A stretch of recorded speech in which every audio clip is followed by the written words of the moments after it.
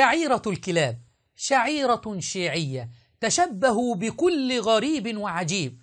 وهذه الشعيرة أن يقوم الشيعي بربط نفسه بسلسلة، ثم يقوم صديق له بسحبه من هذه السلسلة، والشيعي نائم ويده خلف ظهره هكذا، ويسحبه صديقه إلى القبر المنسوب للحسين رضي الله عنه، يذل نفسه إلى هذا القبر لعل من في القبر يقبل دعاء هذا الشيعي.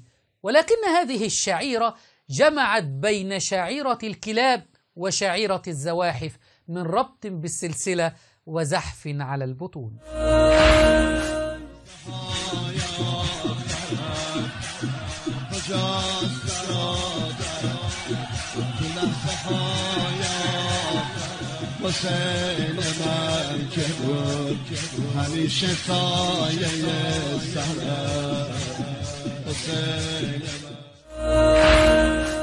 هانوا على الله فخذلهم.